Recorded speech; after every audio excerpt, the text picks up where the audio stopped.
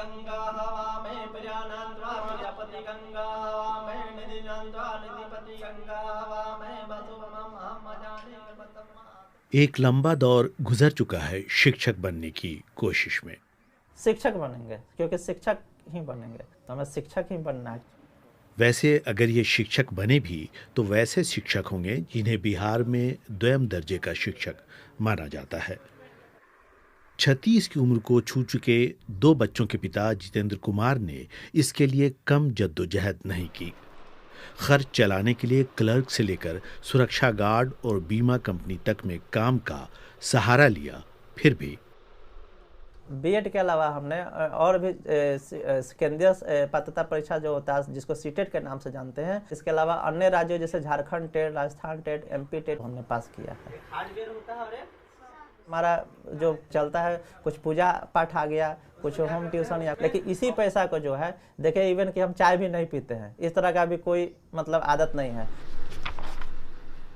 शिक्षक बनने का सपना पालने वाले वो अकेले नहीं।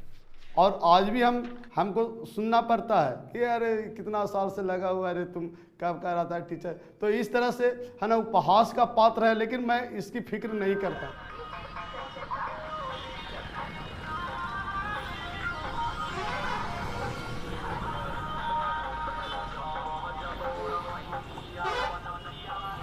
शादी भी हुआ था कि जब हो जाएगा, वो लोग भी सोचे तो पत्नी को भी लगता है कि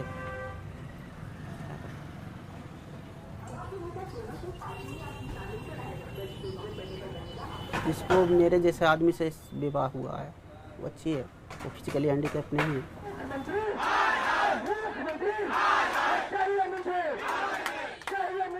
पटना गर्दनी बाग का धरना चौक, अगस्त का शुरुआती हफ्ता, जब शायद बिहार में सरकार के फेरबदल की जोड़ तोड़ जारी थी, तब शिक्षक पात्रता परीक्षा पास कर चुके दर्जनों युवक बहाली की मांग को लेकर विरोध प्रदर्शन में जुटे थे। बिहार सरकार प्राथमिक विज्ञप्ति को रोक के रखी है, वो विज्ञप्ति देना नहीं चाह रही है।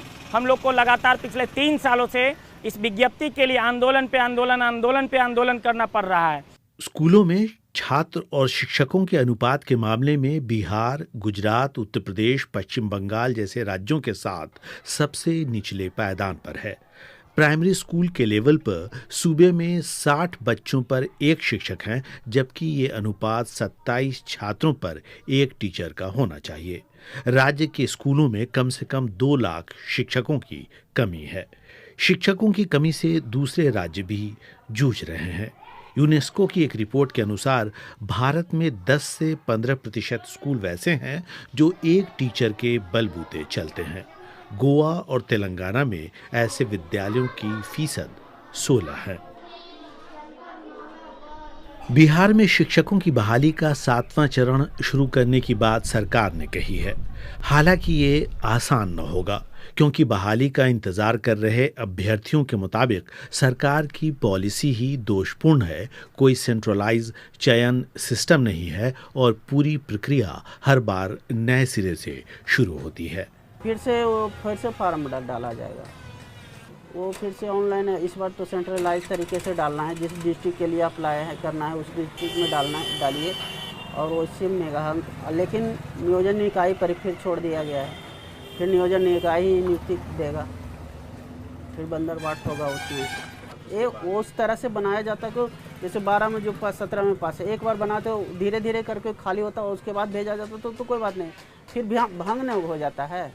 अब 6ठा चरण भंग हो गया, अब निकल जाएगा 7वां चरण, तो 7वां चरण में फिर से आप नया फार्म भरिए। अंजनेया शानू पटना हाई कोर्ट में वकालत करते हैं।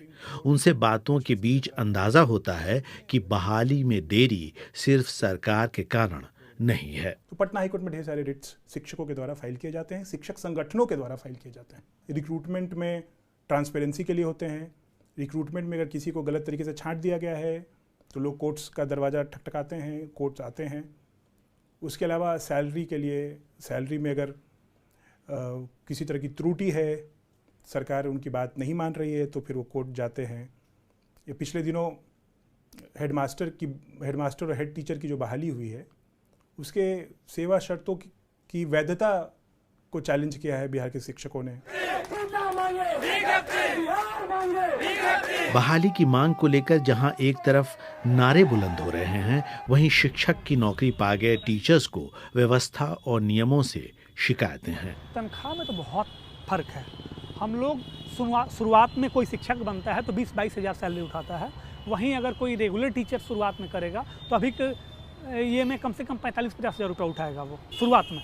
और अभी हम लोग सरकार हम लोग पे इतना मर्सी की है तो हम लोग 32-35 हज़ार तक गए हैं और रेगुलर शिक्षक जो हैं 70-80 हज़ार रुपये सैलरी उठा रहे हैं। ये योजना और थोपा गया जिसको हम कहते हैं नियोजनवाद। नियोजनवाद लाने का सरकार का अर्थ ये था कि जो एक वेतन में हम एक आदमी को खटाते हैं, लोगों की बेरोजगारी का फायदा उठा करके उसी वेतन में 4 आदमी को खटाओ। कॉन्ट्रैक्ट टीचर्स की बहाली जो कभी मध्य प्रदेश से शुरू हुई थी, धीरे धीरे बिहार, उत्तर प्रदेश से लेकर तेलंगाना, आंध्र प्रदेश, गुजरात, पंजाब और कई दूसरे सूबों में किसी न किसी रूप में जारी है। सुप्रीम कोर्ट ने भी बिहार नियोजक शिक्षक बनाम सरकार के मुकदमे में परमानेंट और टेम्पररी शिक्षकों को अलग अलग श्रेणी माना और समान काम समान वेतन की दलील को नकार दिया, यानी फैसला शिक्षकों के खिलाफ हुआ। शिक्षक अब राजनीतिक दबाव बनाने की कोशिश में है। लेकिन तेजस्वी जी ने अपने घोषणा पत्र में प्रमुखता से टॉप 5 में हम लोगों को रखा है, तो उम्मीद है कि उनकी सरकार बनी है वो हमारे साथ बेहतर ट्रीट करेंगे और हमें हमारा राइट देंगे। अगर वो नहीं देते हैं तो हमारे लिए सारे लोग बराबर हैं। दबाव, हड़ताल, प्रदर्शनों में दूसरे राजनीतिक रुख भी नजर आते हैं। धरने में शामिल आलोक यादव से हमने पूछा, नौकरी और बहाली के लिए सालों इंतजार और ठेके पर पहले की बनिस्बत कम पैसे और सुविधा पर नौकरी, फिर भी शिक्षक बनने को लेकर इतना संघर्ष क्यों? केंद्र में मोदी गवर्नमेंट आती है 2014 में, उसके बाद केंद्र में जो रोजगार का सेक्टर था, रेलवे जिसमें सबसे ज़्यादा बिहार के लोग जाते हैं, रेलवे का निजीकरण स्टार्ट हो जाता है। उसके बाद बैंकिंग सेक्टर जिसमें रोजगार घट जाता है, उसके बाद एसएससी जो अनियमितता का शिकार हो जाता है। ये तमाम सेक्टर जो थे बिहार के लोगों को रोजगार देते थे। क्योंकि बिहार में प्राइवेट सेक्टर नहीं है, रोजगार का जो भी बड़ा क्षेत्र है वो सरकारी क्षेत्र में ही यहाँ के लोग रोजगार पाते हैं।